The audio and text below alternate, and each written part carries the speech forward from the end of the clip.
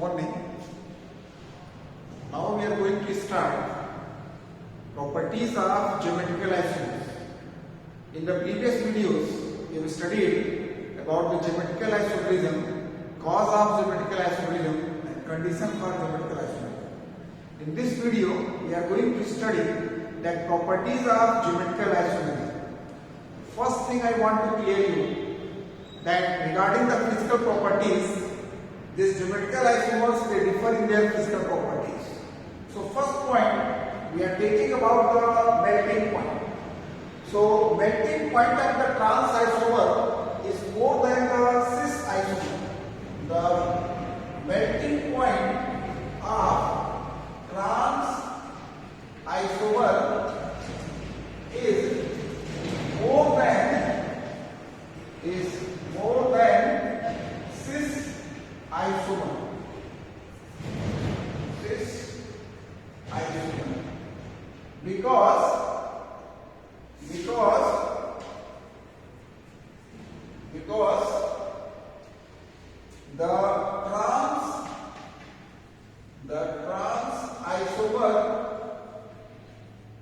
Because the trans isomers are symmetrical,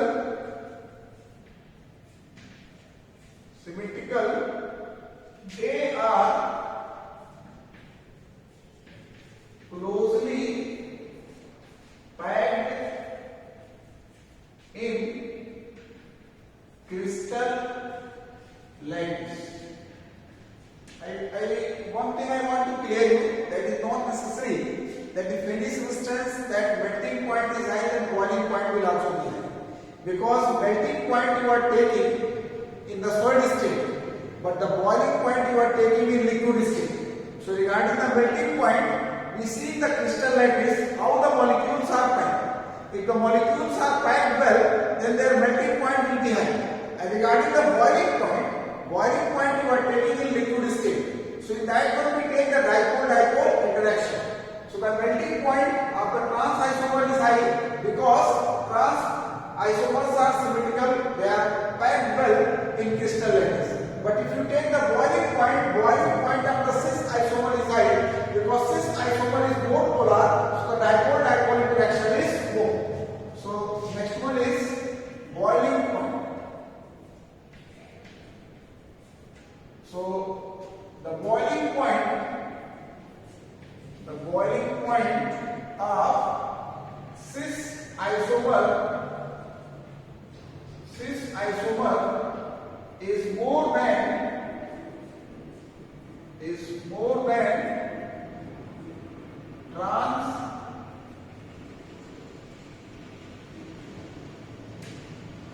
the boiling point of cis isomer is more than trans isomer because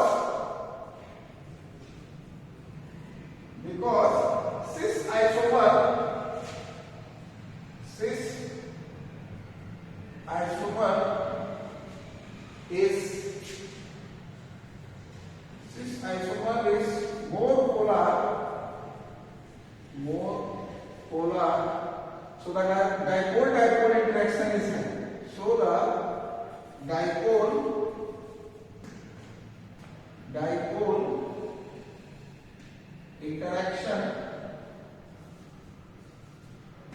interaction is high.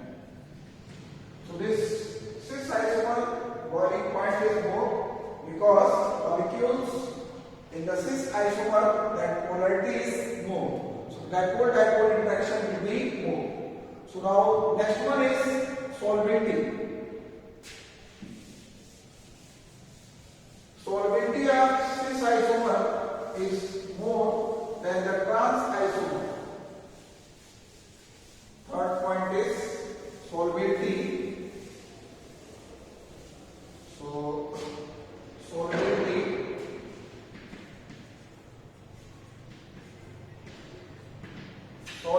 of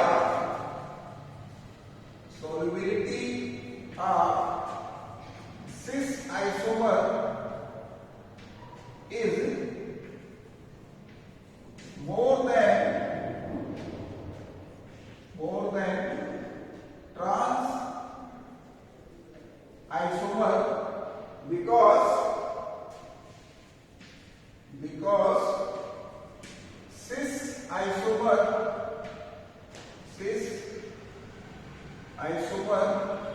is not packed well in crystal lattice. Then polarity or dipole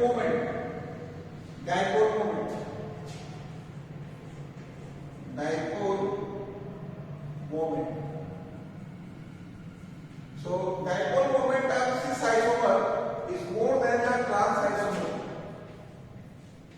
Dipole moment of cis isomer is more than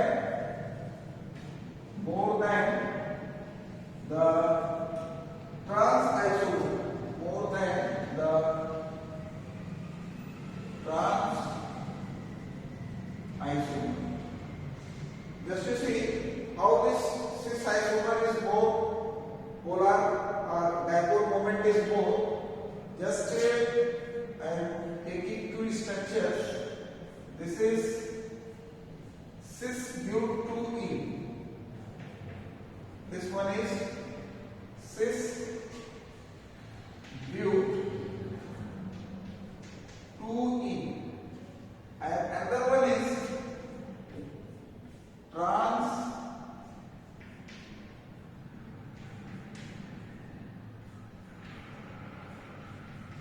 but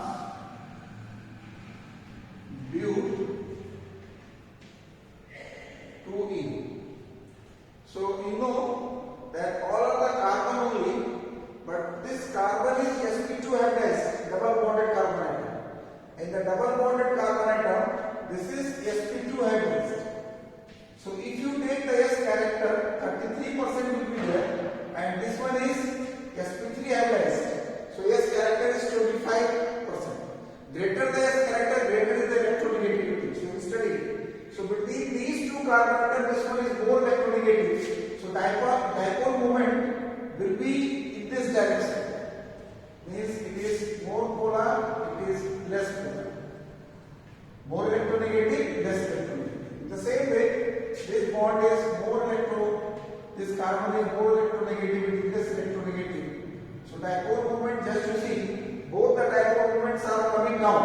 So in this cis case, dipole moment will be added. So here you are getting dipole moment that 0.33 In the cis isomer, just to see the dipole moments of the bond, they are going in same direction.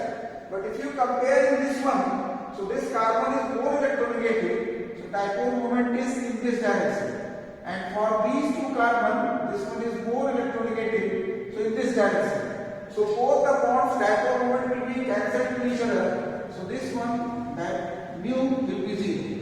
So this will be polar and that will be non-polar. So solidity you studied, dipole moment you studied. Now fifth one is the stability.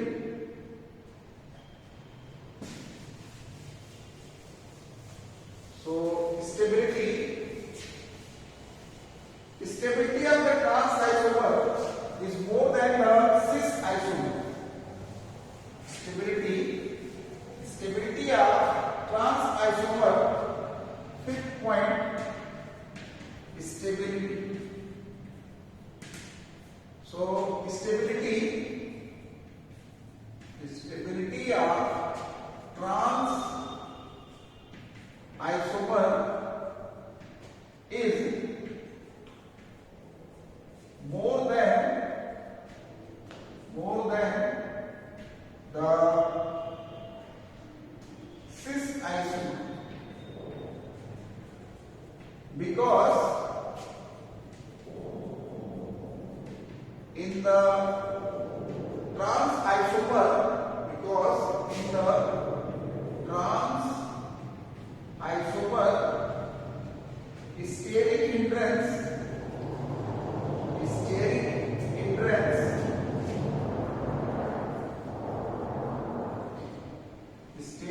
hindrance is less. You must be thinking, what is the steric hindrance? Just you see, this one is CS3, CS3. You must be familiar with this structure.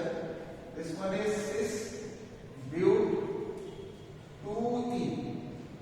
Other one is this carbon-carbon double bond EH, CS3, CS3, CS3.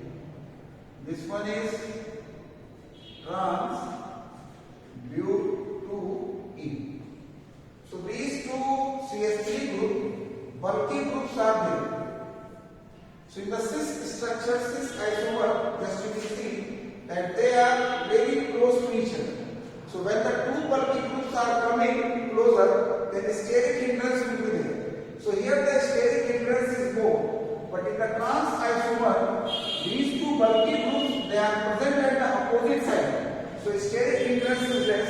So that's why this trans isomer is more stable than the cis isomer. So whatever the properties are given, we have discussed here one property from the book you can study, that the geometrical isomers have the similar but not identical chemical properties. So this maleic acid gives the maleic anhydride, but the fluoride did not. So this you can do from your book. Next one is geometrical isomerism in the compounds containing carbon-carbon double bond and nitrogen-nitrogen double bond. So next one is geometrical isomerism in the compounds containing carbon-nitrogen double bond and nitrogen-nitrogen double bond. So geometrical isomerism in the compound, geometrical isomerism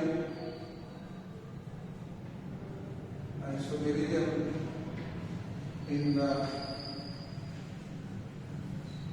compounds containing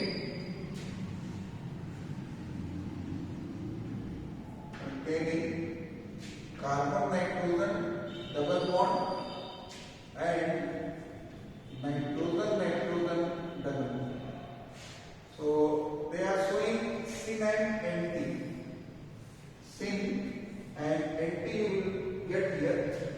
Sin and NT.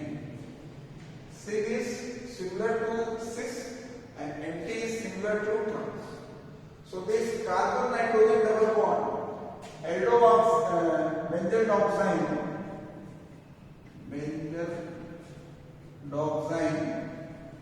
aldoxime and ketoxime. So aldoxime is the example, that benzodoxime. So this benzodoxime is formed, this benzaldehyde CHO react with hydroxylamine. This is hydroxylamine. So this will react to form benzodoxime C6H5 CH double bond here OH. Here one lone pair electrons. So in this one you have to show the sin and T. So it is very simple. Just you see, carbon nitrogen double bond. Then H and OH. Same side, H and OH. And then this side C6H5, then this one. So this one will be, sin will be there. Then H and OH you have to see. Now you take the opposite side. So this carbon nitrogen double bond, this side H, that side C6H5 OH, and then double bond. So here H and OH, so that is NT. So this is for benzodoxime. One more example is given here, nitrogen double bond. So you can take the azobenzene. Example of azobenzene that contains nitrogen double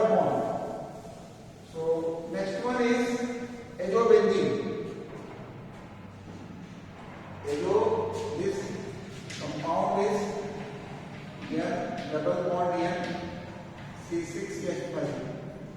This one is Benzyl. This lone pair electron is there. So in this one we are going to show the syn and nt. So just to see this carbon, nitrogen double bond, this C6H5 here lone pair of electron, then this side C6H5, that side lone pair of electron. So this one is called syn. Then just you see Nt, nitrogen double bond C6H5, then this side C6H5. So this one is called Nt. So now this syn is equivalent to cis and Nt is equivalent to. So this geometrical association is over. Steric hindrance for a small topic is there that I already explained to you. Now next one is optical activity and optical isomerism. So first of all, we have to be familiar with the terms which are used in optical isomerism. So first of all, we will study the terms which are used in optical isomerism. Then we will study that what is optical isomerism. So first of all, optical activity and plane polarization. So optical activity, plane polarization, plane polarized light. What is the plane polarization? You must have seen ordinary light is there, or monochromatic light is there. When you take ordinary light or monochromatic light, just to pass through the plane, just to pass through the dipole prism. So dipole prism, one quality is there, it absorbs the vibration of light in all the planes and it allows the light to pass in only one plane. So that light is called plane polarized light. This light is very useful for us. With the help of this plane polarized light, we can know whether the substance is optical, active or inactive. So when we pass that light through any optical active substance, so it will be rotated either left or right. So if the plane polarized light is rotated, it means the substance is optical active, and if no rotation is there, the substance is optical inactive. So first of all, plane polarized. So when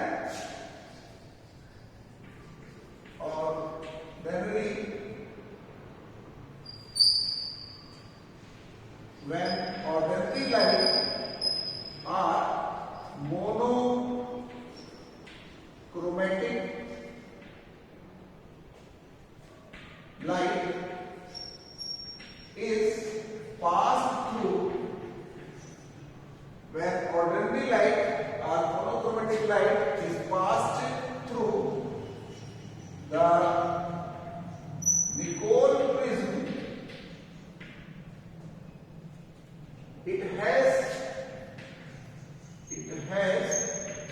vibration in one plane,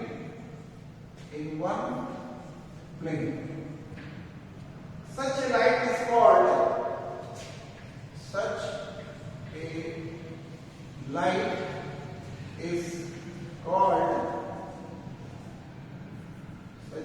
is called plane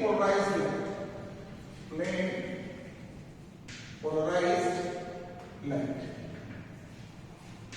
So just to see, this ordinary light it has vibration in all the planes.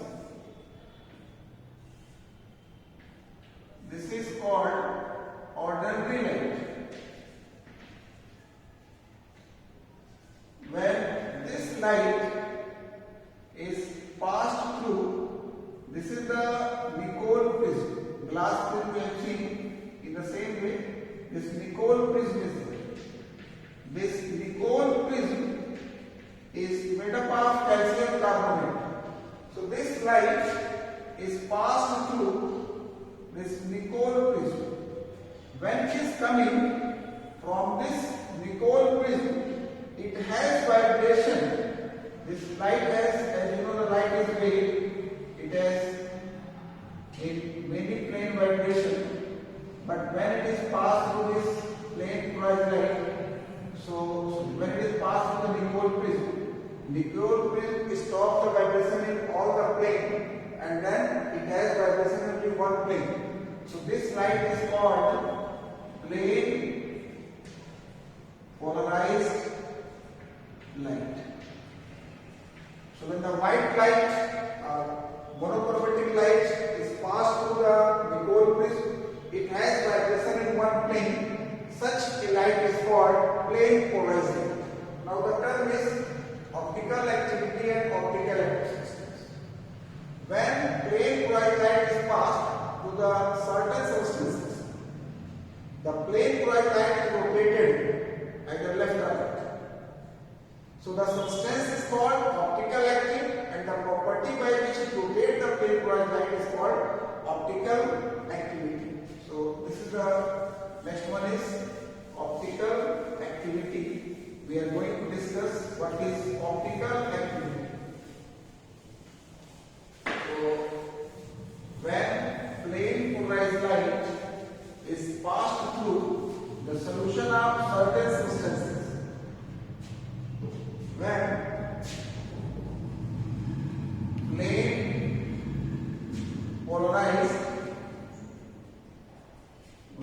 plane polarized light is passed through the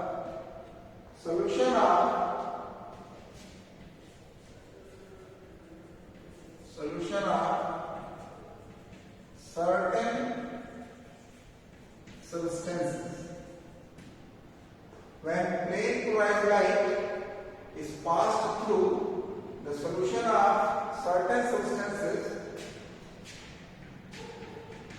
it is rotated either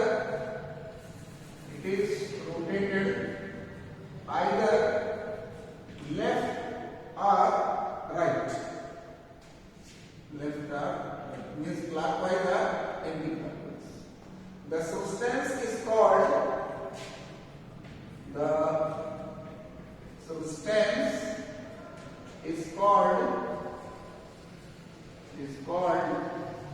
optical active, and the property by which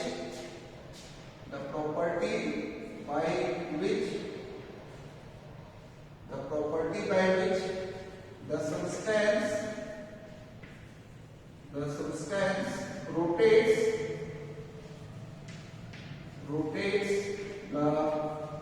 plane polarized light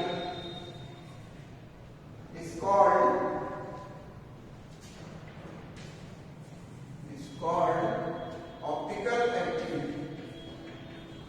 optical activity. So when plane polarized light is passed through the solution of certain substances, it is rotated either left or right. The substance is called optical active. The property by which the substance rotates the plane polarized light is called optical activity. Just to see, this plane polarized light, this one is passed through the solution of optical active substance. This is the solution of optical active substance. So when it is passed through the solution of optical active substance, you are supposed to get this XY plane is there. You are supposed to get it XY. But are getting this one. This is x dash and y dash. This rotation is because how this rotation takes place. This plane polarized light interacts with the molecule of this substance. So when this plane polarized light interacts with the molecules of this substance, then rotation will be. So since the substance is optical active, that's why you are getting the rotation. And suppose that as this is plane polarized light, this one is plane polarized light. This one is plane polarized light. So if you pass this light and there is no rotation, it means the substance is optical inactive. But since you are seeing that the plane is rotated that direction, it means the substance is optical active. So now you have got the two terms, optical, plane polarized light, optical active substance and optical activity. Now next one is polarimeter. So you must have seen, if you have gone to the sugar mill, they are having the chemistry lab, chemical lab is there. In that one they are using the polarimeter. Polarimeter is used to know the specific rotation of sugar. So if you want to check whether any substance is optical active or not, so that we check it with the help of polarimeter. So what is the structure of the polarimeter? Now we are going to discuss. So polarimeter is used.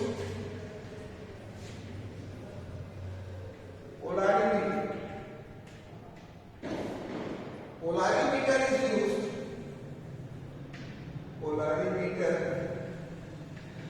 is used to calculate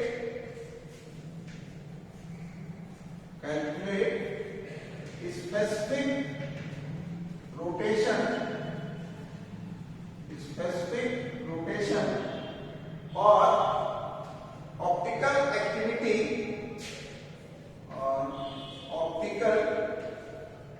activity of a substance.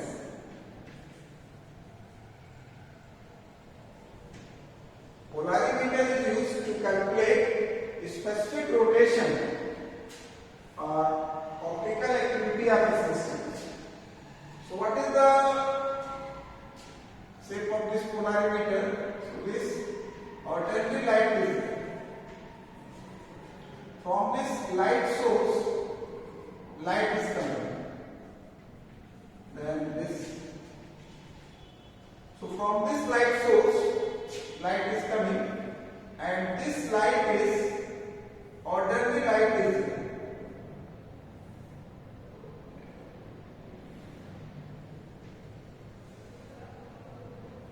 This is unpolarized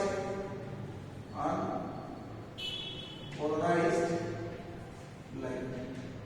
This unpolarized light is passed through Nicol prism. This time making the Nicol prism. So this one is Nicol prism. It will work as a polarizer. So two Nicol prism are used. This is polarizer. This ordinary light is passed through a Nicol prism, and now this light you are getting. This light is plane polarized light. Plane polarized light. Now this plane polarized light is passed through a sample tube, polarimeter tube. This polarimeter tube, that is 10 centimeter length is there. This is polarimeter tube. So this polarimeter tube 10 centimeter length is there. In this one we fill up the solution of the substance. So solution is there, that is concentration 1 gram per ml. And now this light is passed through this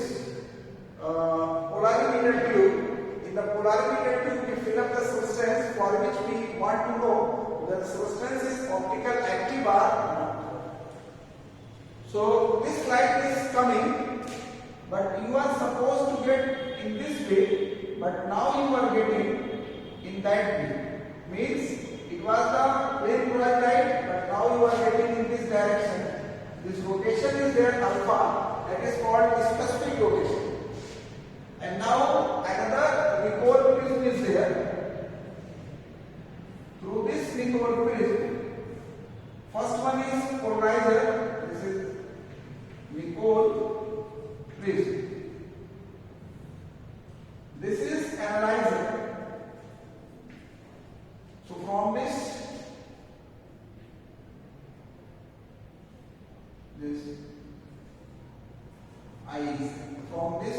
we can know that how much rotation is there. So this rotation is there, this alpha is there. So by this way you can calculate that whether the substance is optical active or not. Once again, just to see, this ordinary light is there.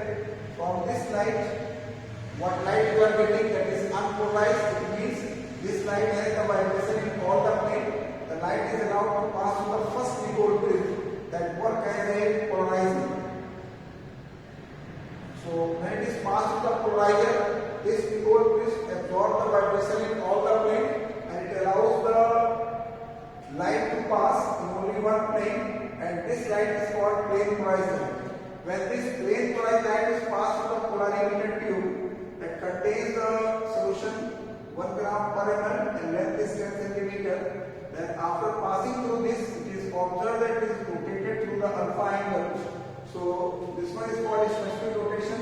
If there is no rotation, means the substance is optically inactive. But since you are getting the rotation, it means the substance is optical active. So in the sugar mill they produce the sucrose, that is dextrorotatory is there. So they calculate the alpha, and by this way they can know whether the substance is optical active or not, and then exact value, because to check the quality of the sugar they calculate the specific rotation. So by this way, with the help of this polarimeter, they get the specific rotation. So now next one is specific rotation. What is specific rotation? Specific rotation.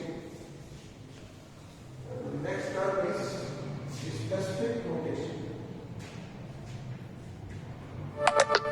Specific rotation.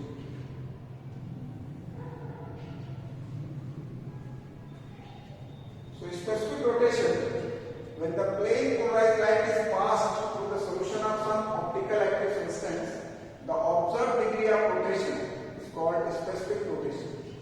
So when plane polarized light is passed through, when plane polarized light is passed through the solution of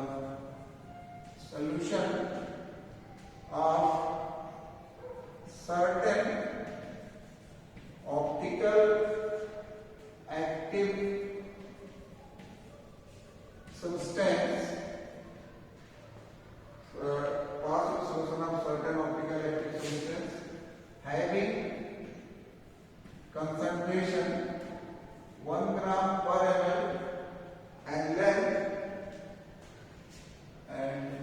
length 10 centimeter. The observed degree of rotation,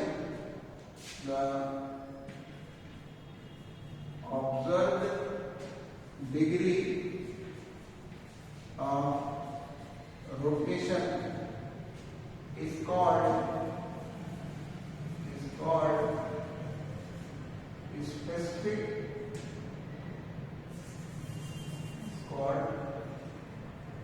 specific rotation. So how we can know that specific rotation?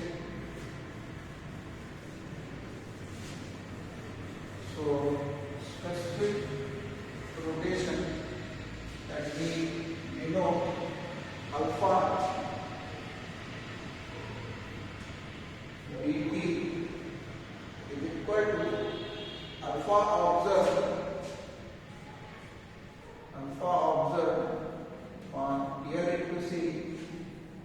L is the length of polarimeter tube. Polarimeter tube. C is the concentration of solution, and D is the sodium light you are using 59596, and T is the temperature.